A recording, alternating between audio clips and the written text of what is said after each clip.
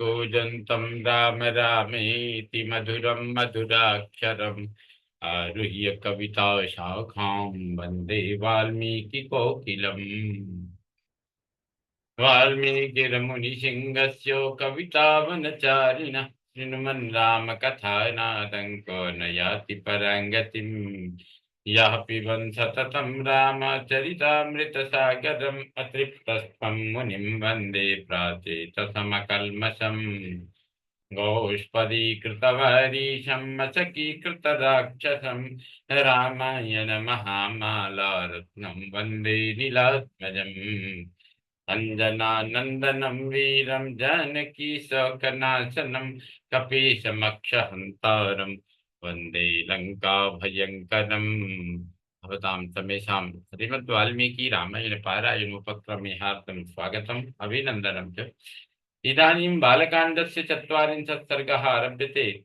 इस सर्ग में सगर पुत्रों के भावी विनाश की सूचना देकर ब्रह्मा जी का देवताओं को शांत करना, सगर के पुत्रों का पृथ्वी को खोदते हुए कपिल जी के पास पहुंचना और उनके रोष से जलकर भस्म होना, यह सब वर्णन वर्णित है। देवतानां वचः श्रुत्वा भगवान् वै पितामहः प्रत्युवाच सुसंत्रस्तान् कृतान् कृतान्तो बलमोहितान्। देवतानां वचः श्रुत्वा भगवान् वै पितामहः सु प्रत्युवाच सुसंत्रस्तान् कृतान्तो बलमोहितान्। देवताओं की बात सुनकर भगवान ब्रह्मा जी ने कितने ही प्राणियों का अंत करने वाले सगर पुत्रों के बल से मोहित एवं भयभीत हुए उन देवताओं से इस प्रकार कहा। यस्येयं वसुधा कृत्स्ना वासुदेवस्य धीमतः महिषौ माधवस्यैषा स एव भगवान् प्रभुः। कापिलं रूपमास्थाय धारयत्वनिशं धरां तस्य कोपाग्निना दग्धा भविष्यन्ति नृपात्मजाः। देवगण, यह सारी पृथ्वी जिन भगवान वासुदेव की वस्तु है तथा जिन भगवान लक्ष्मीपति की यह रानी है, वे ही सर्वशक्तिमान भगवान श्री हरि कपिल मुनि का रूप धारण करके निरंतर इस पृथ्वी को धारण करते हैं। उनकी कोपाग्नि से ये सारे राजकुमार जलकर भस्म हो जाएंगे। पृथिव्याश्चापि निर्दुष्टो पृथिव्याश्चापि निर्भेदो दुष्ट एव महः सनातनः। पृथिव्याश्चापि निर्भेदो दृष्ट एव सनातनः। सगरस्य च पुत्राणां विनाशो दीर्घदर्शिनां। पृथ्वी का यह वेदन सनातन है, प्रत्येक कल्प में अवश्यम भावी है। श्रुतियों और स्मृतियों में आए हुए सागर आदि शब्दों से यह बात सुस्पष्ट ज्ञात होती है। इसी प्रकार दूरदर्शी पुरुषों ने सगर के पुत्रों का भावी विनाश भी देखा ही है, अतः इस विषय में शोक करना अनुचित है। पितामह वचः श्रुत्वा त्रयस्त्रिंशदरिन्दमा देवा परम संगृष्टा पुनर्जगमुर्यथागतम। ब्रह्मा जी का यह कथन सुनकर शत्रुओं का दमन करने वाले 33 देवता बड़े हर्ष में भरकर जैसे आए थे उसी तरह पुनः लौट गए। सगरस्य च पुत्राणां प्रादुरासीन् महाश्वनः पृथिव्यां विद्यमानायां निर्यातो समनिस्वनः। सगर पुत्रों के हाथ से जब पृथ्वी खोदी जा रही थी, उस समय उससे वज्रपात के समान बड़ा भयंकर शब्द होता था। ततो विद्वा महीम सर्वां कृत्वा चापि प्रदक्षिणं सहिता सागरा सर्वे पितरं वाक्यम अब्रुवन्। इस तरह सारी पृथ्वी खोदकर तथा उसकी परिक्रमा करके वे सभी सगर पुत्र पिता के पास खाली हाथ लौट आए और बोले, परिक्रांता मही सर्वा सत्त्ववन्तश्च सूदिता देवदानव रक्षांसि पिशाचोरगपन्नगा न च पश्यामहे स्वं ते अश्वहर्तारमेव च किं करिष्याम भद्रं ते बुद्धिरत्र विचार्यताम्। पिताजी, हमने सारी पृथ्वी छान डाली, देवता दानव राक्षस पिशाच और नाग आदि बड़े बड़े बलवान प्राणियों को मार डाला, फिर भी हमें न तो कहीं घोड़ा दिखाई दिया और न घोड़े को चुराने वाला ही। आपका भला हो, अब हम क्या करें? इस विषय में आप ही कोई उपाय सोचिए। तेषां तदवचनं श्रुत्वा पुत्राणां राजसत्तमः समन्युरब्रवीद्वाक्यं सगरो रघुनंदन। रघुनंदन पुत्र रघुनंदन पुत्रों का यह वचन सुनकर राजाओं में श्रेष्ठ सगर ने उनसे कुपित होकर कहा, भूयखनत भद्रं वो विभेद्य वसुधातलम अश्वहर्तारमासाद्यो कृतार्थाश्च निवर्तत। जाओ, फिर से सारी पृथ्वी खोदो और इसे विदीर्ण करके घोड़े के चोर का पता लगाओ। चोर तक पहुंचकर काम पूरा होने पर ही लौटना। पितुर्वचनमासाद्य सगरा सगरस्य महात्मनः षष्ठीपुत्र सहस्राणि रसातलमभिद्रवन्। अपने महात्मा पिता सगर की आज्ञा से रोजारी करके वे 60,000 राजकुमार रसातल की ओर बढ़े और रोष में भरकर पृथ्वी खोदने लगे। खन्यमाने ततस्तस्मिन् ददृशुः पर्वतोपमं दिशा गजं विरूपाक्षं धारयन्तं महीतलम्। उस खुदाई के समय ही उन्हें एक पर्वताकार दिग्गज दिखाई दिया, जिसका नाम विरूपाक्ष है। वह भूतल को धारण किए हुए है। तपर्वत बनाम कृत्नाम पृथ्वीं रघुनंदन धारयामास शिरसा विरूपाक्षो महागजः। रघुनंदन महान गजराज विरूपाक्ष ने पर्वत और वनों सहित इस संपूर्ण पृथ्वी को अपने मस्तक पर धारण कर रखा था। यदा पर्वणि काकुत्सव विश्रमार्थम महागज खेदाचालयते शीर्षम भूमिकंपस्तदा भवेत्।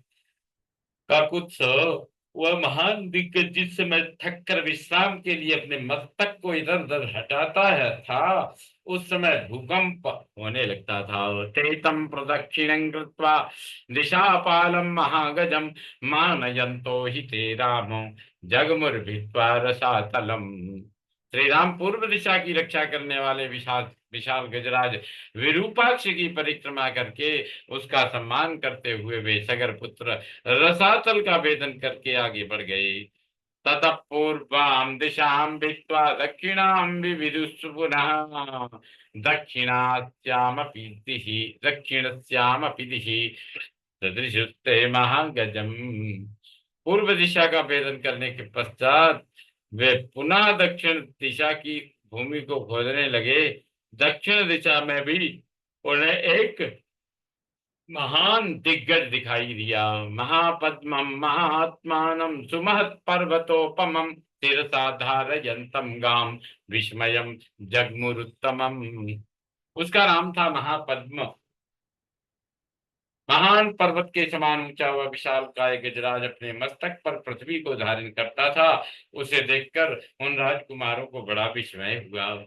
तेतम प्रदक्षिणं कृत्वा सगरस्य महात्मनः षष्ठीपुत्र सहस्राणि पश्चिमां विविधुर्दिशम्। महात्मा सगर के वे 60 पुत्र उस दिग्गज की परिक्रमा करके पश्चिम दिशा की भूमि का भेदन करने लगे। पश्चिमायामपि दिशि महान्तमचलोपमं दिशा गजं तौ मनसं ददृशुस्ते महाबला। पश्चिम दिशा में भी उन महाबली सगर पुत्रों ने महान पर्वताकार दिग्गज सौमनस का दर्शन किया। तेतं प्रदक्षिणं कृत्वा पृष्ट्वा चापि निरामयं खनन्तस्तमुपाक्रान्ता दिशं सोमवतीं तदा। उसकी भी परिक्रमा करके उसका कुशल समाचार पूछकर वे सभी राजकुमार भूमि खोदते हुए उत्तर दिशा में जा पहुंचे। उत्तरश्याम रघुश्रेष्ठ ददृशुर्हिम पाण्डुरं भद्रं भद्रेण वपुषा धारयन्तं महीमिमां। रघुश्रेष्ठ उत्तर दिशा में उन्हें हिम के समान श्वेत भद्र नामक दिग्गज दिखाई दिया, जो अपने कल्याणमय शरीर से इस पृथ्वी को धारण किए हुए था। समालभ्य ततः सर्वे कृत्वा चैनं प्रदक्षिणं षष्ठी पुत्र सहस्राणि विविधुर वसुधा तलम।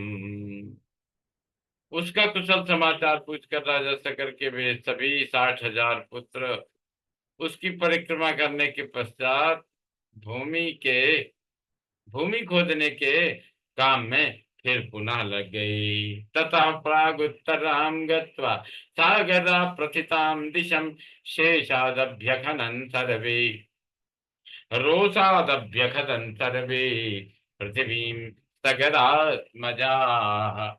तदनंतर सुविख्यात पूर्वोत्तर दिशा में जाकर उन सगर कुमारों ने एक साथ होकर रोष पूर्वक पृथ्वी को खोदना आरंभ किया। ते तु सर्वे महात्मानो भीम वेगा महाबला ददृशु कपिलम तत्र वासुदेवम सनातनम। इस बार उन सभी महात्मा महाबली एवं भयानक वेगशाली राजकुमार ने वहां सनातन वासुदेव रूप भगवान कपिल को देखा। हयम च तस्य देवस्य चरंतम अविदूरतः प्रहर्षमतुलम प्राप्ता सर्वे ते रघुनंदना।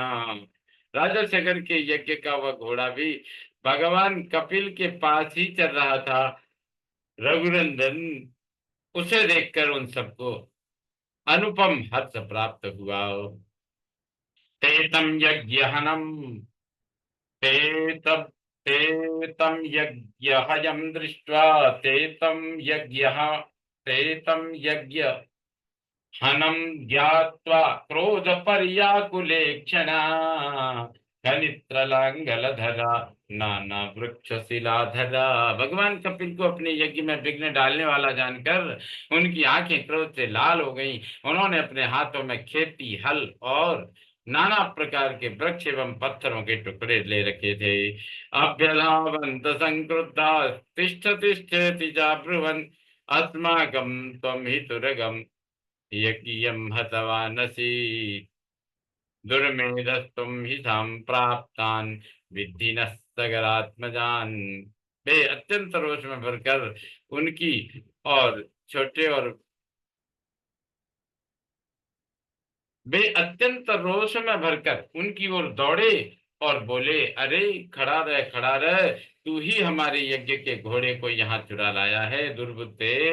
अब हम आ गए, तू समझ ले, हम महाराज सगर के पुत्र हैं।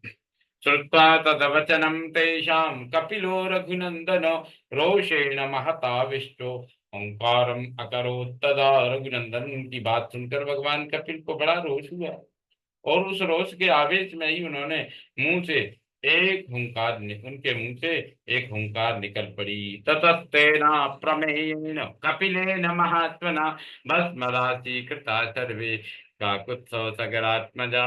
श्री राम, उस ओंकार के साथ ही उन अनंत प्रभावशाली महात्मा कपिल ने उन सभी सगर पुत्रों को जलाकर राख का ढेर कर दिया। इत्यादि श्रीमद् रामायण वाल्मीकि आदि काव्ये बालकांडे चत्वारिंशत् सर्गः संपूर्णतां याति।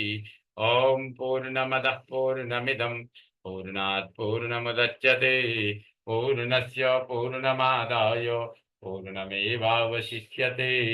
ओम शांति शांति शांति। सर्वे भवन्तु सुखिनः सर्वे सन्तु निरामया सर्वे भद्राणि पश्यन्तु मा कश्चित् दुःखभाग् भवेत्। ओम शांति शांति शांति। श्री रामचंद्रो विजयते तदाम।